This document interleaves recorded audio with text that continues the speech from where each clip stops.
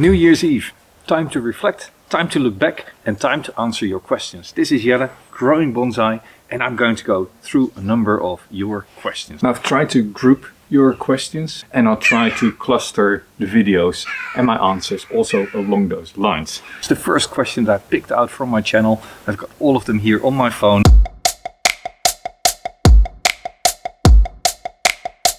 Linus, do you already have a video on managing roots while growing in a field?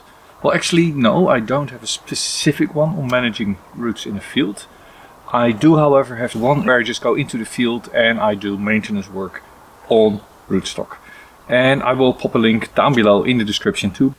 Sam Killer, if I make a big chop on a tree, do I need to do it where I can see a bud or can I just do it anywhere?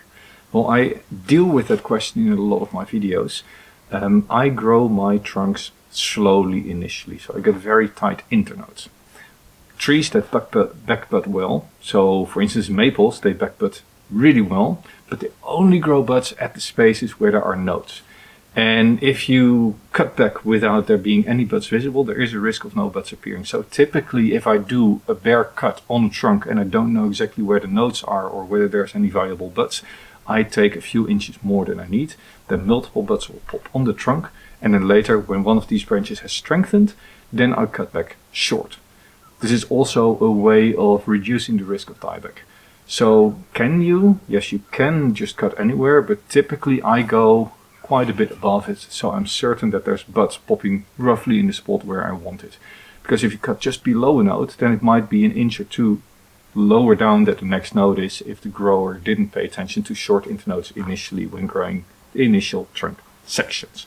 Hope that makes sense. MMVGTR. For deciduous trees in development, when do you decide whether you cut a branch or whether you wire it out? So not specifically the timing, but what makes you choose between wiring and cutting to get movement? Well, first of all, not all trees get a new bud at the point where you cut. Particularly Japanese maple, you know, there's the internode length, and that length there's never any buds in there. So there, if you want any movement in that section, you need to wire it out, because just clipping it will get you a straight section and then a directional change. So that is one of the big determinants.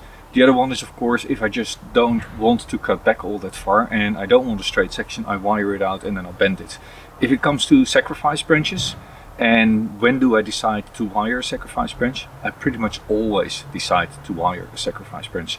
Get a bit of movement in there, and then when you cut it later on, that's not a problem. Natasha, I have just rooted a few small branches this summer. How can I best get them through winter? Should I bring them inside? To be honest, I keep my cuttings all outside. It was freezing a couple of degrees overnight, and today it was going to be plus again, and I've got this continuous moving temperature line and I keep them outside. You can also bring them in an area that is just frost free. Typically, once they are rooted well, they should survive winter as well. But they are a little bit weaker than plants that have been established in pots for a couple of years, so I can understand your concern. If you have a place where you can keep them frost free, that is a good alternative, but make sure you keep it below, well, what is it? 5-6 degrees Celsius, so that's about 40-45 Fahrenheit. Karel, how do you think one should make a cascade bonsai and or how to make a cypress branch quicker? Thick, quicker. That's a difficult question. Cascades are difficult because the cascading branch typically gets weak. Most trees are top dominant. So what you do is you make sure that the cascading branch, as you are developing it, has a long sacrifice that just grows, and you keep continuously pruning the top, or you plant it on its side and then you let the whip go up, strengthening the cascading branch. And that's the same for a cypress bonsai. If you want a thick branch for your cypress, just let the branch grow, let it extend. And once it has extended a long time, you can then prune back and start building taper, movement and the ramification. Does that make sense? Next question is by Panic1 about raffia and hard bending. Why is it used, when to apply, how to soak, set, wrap, remove, how long to leave it on, how hard can we bend the tools and materials. Again, this is a full-on video. I do, however, have a full-on video on bending big branches on juniper, where I do go into the raffia, the why of the raffia and how to do it. Effectively, raffia is used to hold the branch together, so you wrap it around the branch while wet. As it dries, it contracts, and at that point you've got a very strong sleeve that avoids any fibers of wood breaking through the bark, because that is actually what happens when a branch breaks. It is multiple fibers breaking through the branch, through the bark, slowly over multiple breaks that reduces the integrity of the branch. However, if these fibers cannot break through the bark, then the whole branch will stay together, it will not break through, and with that the branch will live. And that is basically what you use the raffia for. I will pop a link down below in the description for a video on how to bend big juniper branches. Julep asks, I saw a video on fall colors, and in the video there was a mention of nitrogen fertilizing reducing fall colors. So what's the biology behind it? Do you have an explanation? What's your position? And I find it a difficult question because I never really explored it. I've never tried to push fall colors. I know that more sun leads to more fall colors. I could imagine if you add a lot of nitrogen fertilizer to your pot in summer, it will give you another push of growth in the middle of summer or late summer. And that growth will take a little bit of time to harden off, to mature. And that might mean that your tree is slower in responding to dropping temperatures and reduction of sunlight. So that might result in less fall colors because the leaves just don't switch all that quickly. I think that is my, on top of my mind, explanation of how I would think this would work. Sketchy lemons. Have you ever encountered cancer fungi on a Trident maple? I collected material from a nursery and did a trunk chop. After that, white coral orange spots appeared near the wound. This is something I would be very, very concerned about, to be honest. There is a coral spot fungus and it kills trees. Once your tree gets infected and it gets into the wood, you need to get off everything that's infected. You need to disinfect all your equipment. So if you get pink spots growing on your bark, in your bark, over an area just around a cut, I would be very concerned that that is a potential deadly fungal infection. And I've had it here in my garden.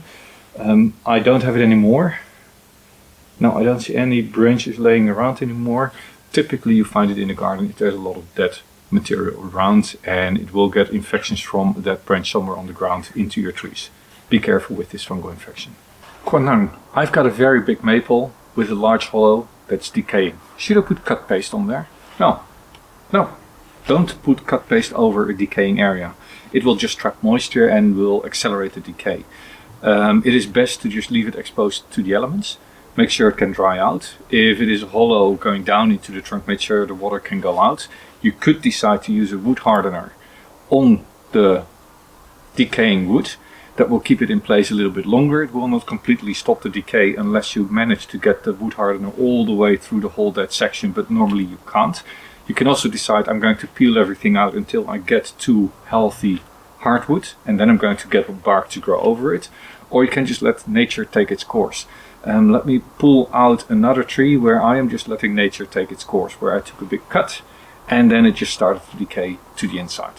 What you can see here, this is where the tree was originally cut, and this is now starting to get all hollow and it's all starting to wear down, rot out, and it will go all the way here to the bottom. So there's only two living sides here. This whole cylinder is living except for the inside, and that's rotting out. But the tree itself, still nice and healthy. It might completely fall apart and then the top might die off, but I think it will be okay as long as I keep the top nice and strong. Kvidito, how long does it take cuttings to root? Good question. The answer is not all that simple. I take my Japanese maple cuttings in early spring as they are just starting to grow. So I get the fresh tips and I plant those. Those typically take about 6 weeks to root. In winter I also take cuttings. I take them already in fall, and at that time they may take several months to root. It will take until the next spring, when the plant starts to grow, for roots to form. So if you've just taken in fall cuttings of Japanese maple, it's logical that they haven't rooted yet. It will take a little bit more time.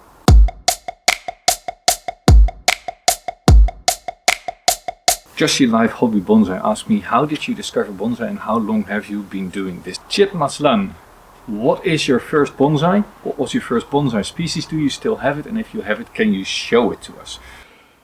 I started bonsai as a tiny little kid. My parents gave me a little book on bonsai, and it was the middle of summer. I dug up a few plants from the local green zone. I put them in small pots and went on holidays. 2 weeks later we came back from holidays and the plants were dead. And with that also my interest in bonsai died. Then fast forward a few decades and you end up married, having a house, and yeah, looking for a hobby that I could do in the garden. And I just decided to pick up that little book again. I started with, let me think, I had a yew growing in a grow bed, and that is now my rock over root yew. And I have a video, and I'll pop a link to the video in the description down below. And at the same time, what else was I doing? I had a little larch, and the larch has, I think it has died. The first 3-4 years I think I've just been messing with plants, getting to know how to respond in pots, and that's when not many of them survive. My very first real bonsai that I bought, I think was around 2011. It's actually behind me there. This is the needle juniper, and I have a video on that tree as well, and that is about needle juniper care. And I will pop a link down below in that description as well. Only after that I got more systematic. I started to understand better how it worked. And some 10 years ago I decided to go more professional with it. And I started to take classes. I followed the whole international bonsai school in Düsseldorf. First as an how do you style and develop bonsai yourself. And then 2 more years on how do you teach other people to do bonsai. And the trees started to survive more and more, leading to, well, too many trees.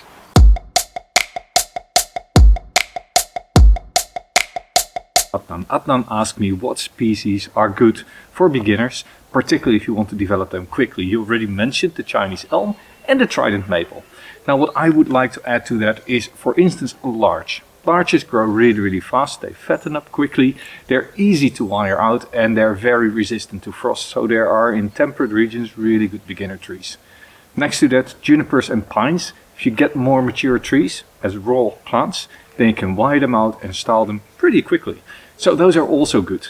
But better premise is, I think, to just enjoy the process and not aim at very quickly developing a tree. Just take your time, create a good tree, and over time it will get better and better and better. And if you enjoy that process, then it doesn't really matter how long it takes. If you want a finished tree quickly, go to a store, buy a finished tree. Next question. Are there any specific species that you'd recommend for a beginner, and are there any species that you wouldn't recommend? I already spoke about this a little bit in an earlier question. Basically, good species for beginners are species that are local to your region, your climate. That makes it a lot easier to grow them. That being said, some species are easier than others. Well, for instance, the elms in general are quite good for beginners. I like larches for beginners. Pines are okay, but repotting is difficult. I really like junipers because you can do a lot with them. I know they have a bad rep, but they do work. Ficus, if you really have to grow indoors, is a good species, but then try to avoid the ficus ginseng because the grafted roots just look unnatural and it takes a long time for them to get more natural. Now this is a picea, I would recommend that. What would I not recommend for a beginner? I'm not sure. I think every species has its own quirks, and if you know the quirks you can grow it. But trying to grow species outside of their climatic regions always brings more effort than they need. Not sure whether that answers your question. So now this is a question by Chantea, and I get the question, how often should you fertilize, what fertilizer to use, what frequency, and what's the difference between liquid and organic. And that actually is a video in itself. Or to be honest, it's 2 videos in itself, and I have made those videos already. So if you're really curious about how I look at fertilizing trees, what fertilizer I use and why, look down in the description of this video. I will pop a link to both of these videos so you can have a look at this.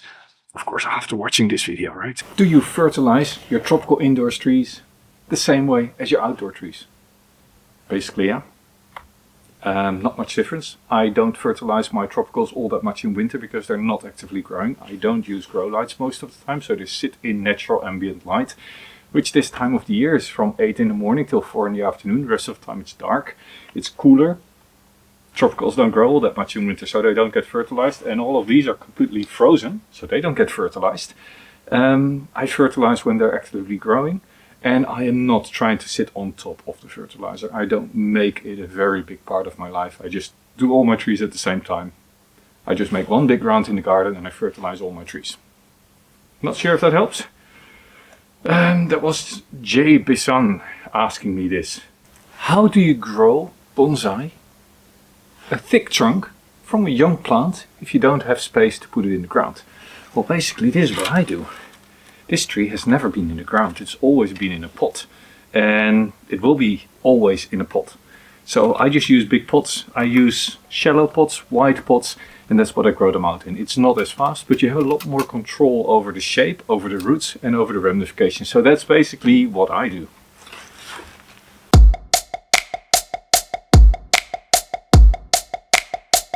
Gianni Larkson asked me, do you have any thoughts on the balance between doing things properly, meticulously, versus keeping the hobby enjoyable and relaxed? Sometimes I find myself feeling guilty when I know I should do more, but I don't have the energy to do so. Yeah, I can't answer that for you. I have too many trees. I sometimes don't work on all my trees the way that I should. The question is, what do you strive for? If you're striving for trees that go into an exhibition, you really need to put your money on the table. You need to work your trees. On the other hand, if you're just doing it as a hobby for yourself and you're just trying to enjoy your time and you're trying to grow nice trees that you enjoy, then it's not too bad if you just ignore your trees for a little bit. What I typically do is I just set aside a full day, and then in one day I go through all the trees that need work at that time. That way I just block off time to do it. And sometimes it also means I go to a club meeting and I bring 2 trees and I say these trees need to be worked on today. Sometimes you're otherwise just too late, and I have got examples where I'm too late, where I unwire too late and you've got wiring scars, and then you set yourself back 10 years. If it happens too often that you can't work on your trees, then you just have too many trees and you need to reduce your collection. And what I find is when I start working on them, switch on music, get a cup of tea, my energy and my mood swings and I enjoy it again. Hope that helps. Spicy Chili Crisp. How do you keep your trees watered in holidays? Which vacation? I'm home. No, without kidding, I do go on holidays. I have the luck of having a good friend that lives 2 streets away. He pops by and waters my trees for me. I have had an automated watering system, and for a few trees that works well as well. But the best watering system is just a neighbor or a friend or a nephew or a cousin that comes down and waters your trees. Make sure they really understand that bonsai need different care, and that a little bit of drizzle is not enough. So ideally you find somebody who grows bonsai themselves, and then you can swap. So if the friend goes away, I do his trees the other way around. That's how I handle it.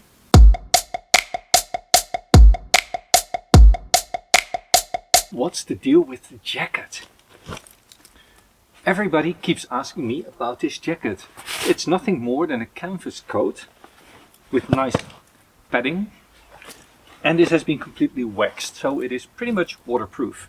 I've had it for over 2.5 decades. It's getting a little bit old. It has a few holes here and there. So it is now my gardening jacket. This is what I use when I'm outside and I can get dirty. I can close it off, of course, as any jacket. It's nice and long, keeps me warm, keeps my legs warm. And if I'm carrying stuff, I don't have to worry about all my clothes getting wet, because this just is dirt resistance. It's very old, very practical, and I don't need to worry about it. And maybe this is a good moment to take an intermezzo. If you're watching this video and it's like, hey, these are nice questions and answers and I like this, hit subscribe. If you haven't done so yet, hit subscribe now and go back into the archive of videos, because there's over 300 videos. I'm pretty sure many of your questions have been asked and answered. Sam is asking me, hey Jelle, do you sell and ship trees in Germany? Well, Sam, it's yeah, I do sell trees. Sometimes I don't want to keep a certain tree and then I sell it. I find shipping difficult. I don't like boxing up trees, and any trees that is over a small size, so anything over this size, gets very difficult to put in a box, and then you need to look at crates and shipping pallets. I don't really like that. So what I sometimes do is this time of year is that I go on Facebook auction and then I do a pickup at the Netherlands Trophy, the Bonsai Trophy in Belgium, because that's where a lot of people come. And then I'll bring 2 or 3 trees with me. And later this year, the NRW Bonsai Days will be held. And, well, this year, next year. Later next year, there will be the NRW Bonsai Days. We'll have a selling option. Because I don't really want to ship things. And I don't typically invite people over to my house. I'm really sad because somewhere in my comments I have found a question on why I don't like Cascade style bonsai. And I don't know why people think that, because I've got a Cascade here next to me.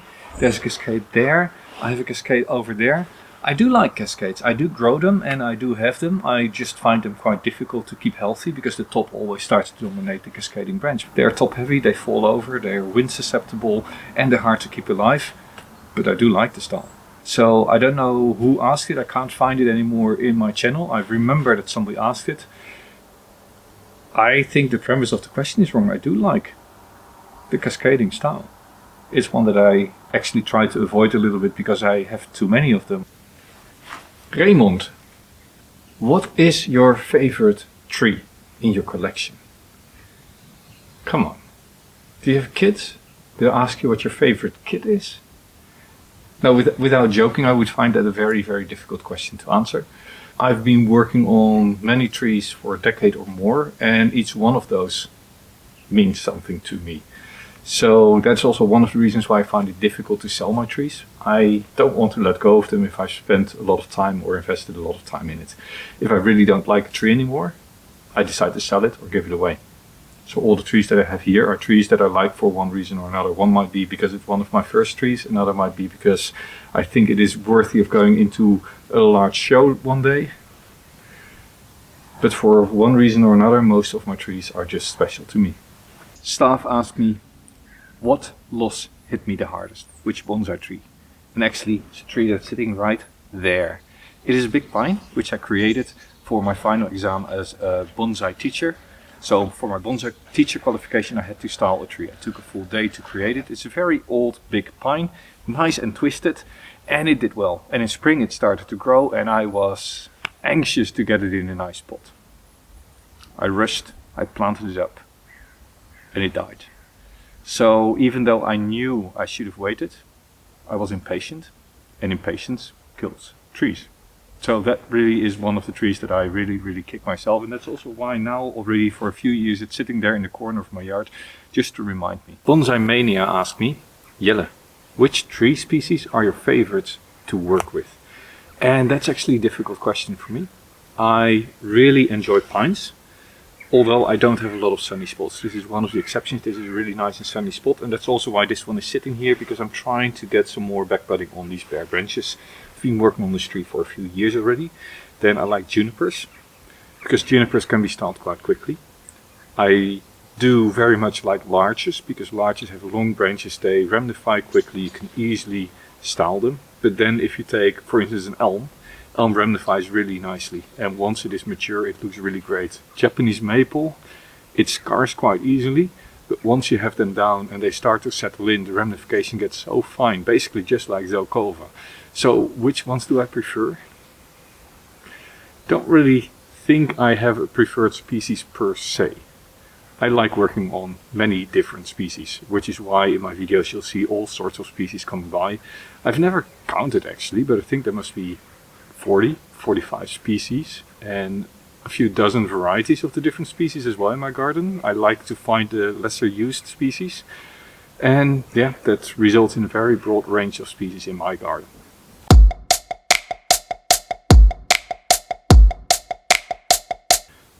Right, David Allen. Do you have an update on the red dogwood corners, Alba siberica, you were growing for bonsai a few years ago, plus any specific cultivation notes? I will pull it out. It is frozen right now. It is sitting in a corner of my garden. I'll pick it up in a minute. But specific cultivation notes, they don't close wounds. That's what I'm finding. It tends to create really long stalks. So in early spring, very quickly I take out all the growing points. And in the middle of summer, I remove all the big leaves. And that's basically it. I keep it in a very small pot. I don't repot it all that much. That pretty much keeps it in check. Let me go grab the tree for you. I'm pretty sure this is the tree you were referring to. As said, it is frozen, the water drops are hanging off it, it is nice and glazed and glossy. I really like how it is in winter, gets these very bright red branches really popping. I have pruned it already for spring. I've taken out all the extension growth so that inner buds can come out. Yeah, I like this tree. Please do a video on pines and junipers on backbudding. I am working on one for junipers. I already have one on pines and I'll put a link down below in the description of this video. So go there after you've watched this video and then take a look there. Hope that helps. Martin, which pine would you consider the easiest? Well, that's a difficult question because I don't think pines are easiest. I always struggle when I'm repotting them. As for which one I work with most, Sylvestris is a species that is native to my region, so that works best for me because it responds well. Then I have Mugo pine, I have Japanese white pine, and I have Japanese black pine, and I have Japanese black pine as a cork variety, and I have some red pines growing out in the field. All of them have their own quirks, all of them are different, so I don't think any of them is the best. I think you just need to learn the specific of each individual pine. Kajinak asked me, what do you think about Japanese maple in tropical countries like Costa Rica? Well, Costa Rica pura vida, but not suitable for tropical for deciduous species like but not very suitable. Unless of course you live higher up in the mountains. I know that the higher mountains might get somewhat less tropical and more deciduous, more temperate climate. But trying to grow temperate species in tropical regions is quite difficult. You need to start working with artificial cooling to keep these trees happy. So I don't think it is recommended, certainly not if you're starting off. Then again, I do grow tropical species. They are now inside the living room, so they stay nice and warm over winter. And once this sun gets up a little bit higher, mind you, we are midday. This is midday sun for me now, and yeah, you know. Grow species that are local to your region, and it will be a lot easier and you'll have a lot more fun. Morati Wawaka. How do you stimulate aerial roots on a ficus? Ficus? Ficus? Anyway, I'm struggling a little bit because my summers are, when they are hot, they're not always humid. You need very high humidity, you need nice heat, and you need good fertilized, well-growing trees. So put those in a combination and then typically aerial roots will form if your ficus is able to do that, because not all ficuses grow aerial roots all that well. Hope that helps. Lease trees. Should I airlayer Korean Hornbeam now, or should I wait until the buds move in spring? That's an interesting question, Lise, because I actually have a Korean Hornbeam here, and you see what this means? This to me means I'm going to airlayer it. So I've wired out this sacrifice branch, and now this is going to be a separate plant. This is going to be my new leader, and I'm going to airlayer it here. And it has this marking on it because I did all the maintenance in fall. It is now sitting all frozen, waiting for spring to come. And after it has started growing and I've got the first couple of leaves on there, that is when I put in an airlayer on this tree. At that point the tree is completely active, the sap flow is going, and all the leaves are producing sugars and hormones, pushing the roots to grow. If you then interrupt the sap flow on the trunk, that is when the tree is most actively looking for root growth. That's the time when it responds best to air layers.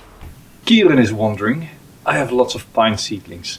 I live in England, the Midlands, and I'm wondering whether I should put my pines in pond baskets or in normal pots. I'm struggling, I'm not sure whether they would dry out too much. This is a juniper, it is in a pond basket. This is a pine, it's in a regular pot. Both work. And if you're in the Midlands, then you're probably in a fairly humid, not all that hot environment. And I think a pond basket would work quite well. You just need to make sure you water frequently and water well. So that means that you make sure that the pot gets filled with water completely and drains through all the holes. And then it should work fine. But to be honest, I'm growing a whole bunch of junipers out in pond baskets and I really don't like it. I still need to pull them out and see what the root ball looks like, but so far I think they dry out too quickly. So I do not intend to use pond baskets much longer. I'm going to take my plants out of these pond baskets over the next 3-4 years, look at the roots, and then decide whether it's worth the effort. I think good quality pumice-based bonsai substrate will also give you very, very good root balls. Why don't you try both? If you have multiple of many, have a few in pond baskets and a few in pots. That's what I would do. Stephen, I have a really hard time growing black pine from seed. Put it in the fridge and everything. Well, Stephen, I don't know if I can help you. There behind me is a black pine from seed. I just got a bag of seeds from someone and I planted them in the pot. I put the pot outside, protected against rodent for winter. And in spring I just took the lid off and they started germinating. I don't put seeds in the fridge, to be honest. I put everything just outside as nature intended. Make sure you get fresh seeds, don't get something that's been sitting on the shelf for years. And plant them, put them outside for winter, and in spring wait for them to germinate. That would be my recommendation. Does it make sense?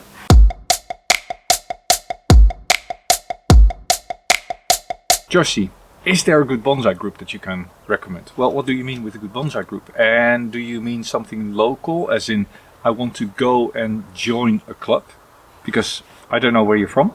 I am a member of 2 bonsai clubs and I go to 2 or 3 bonsai stores regularly. Online you can find me in the Bonsai Nut fora, which I really like. And there's the Bonsai Empire fora, they're also pretty good. So those are the places where I normally go. But I don't know what you're after. Often an in-person group is better for an online.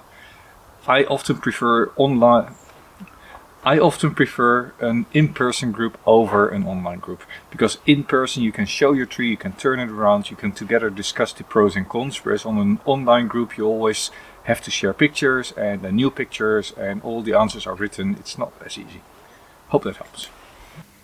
Judy, your experience with selling trees. Auctions, online clubs, selling.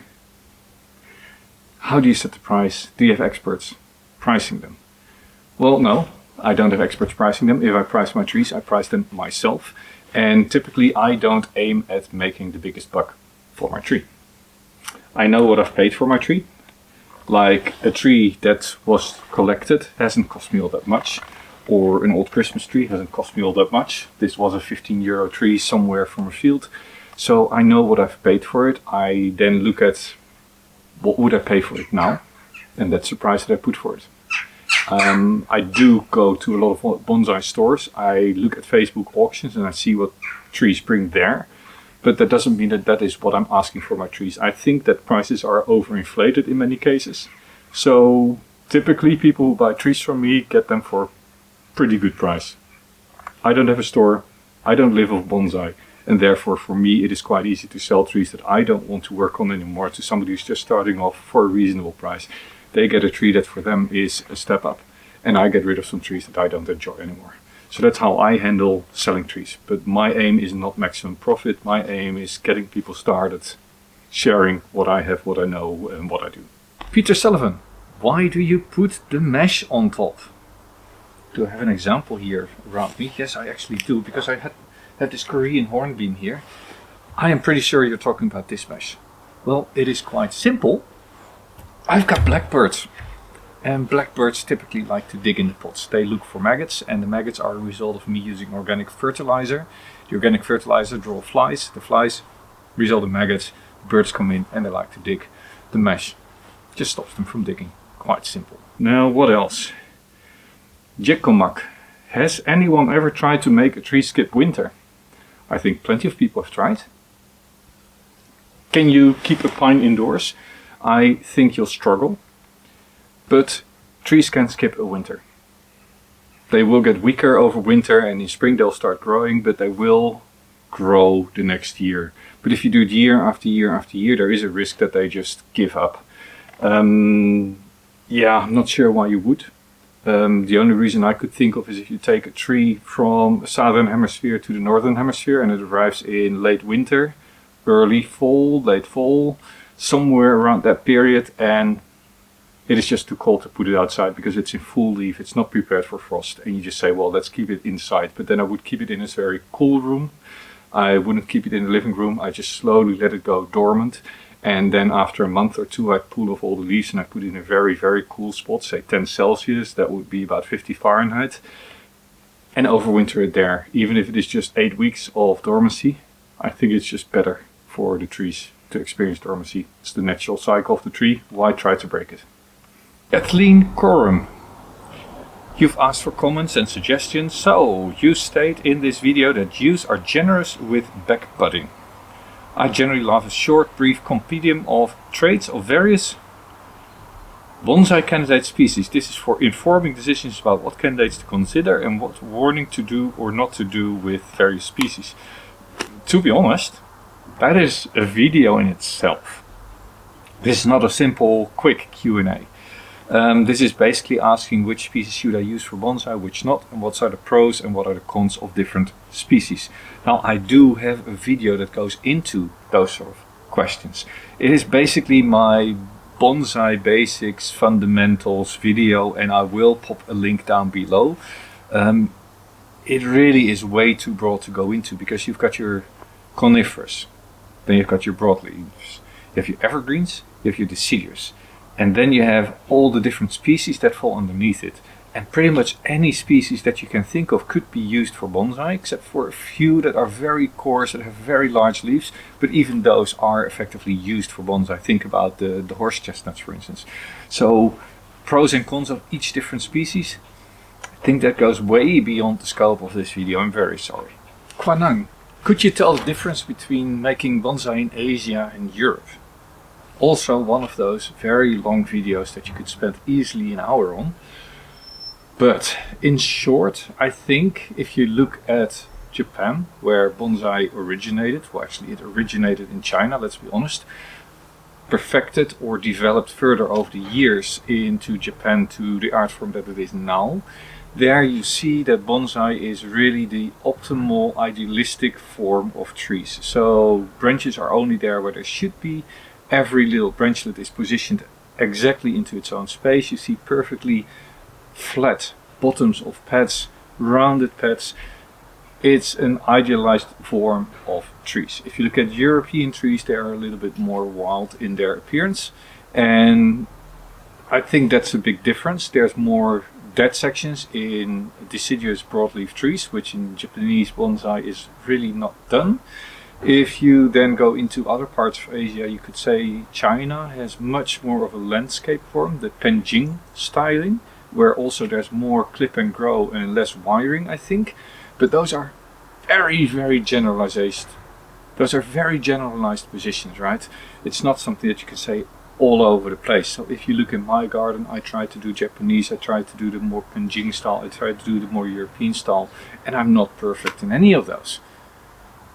Does this help answer your question? This was my Q&A for 2025. It is the 31st of December. I am wishing you a very, very nice turn of year. Enjoy New Year's Eve with friends, with family, whatever you're doing. See you next year. And keep on growing bonsai. This was Jelle, growing bonsai.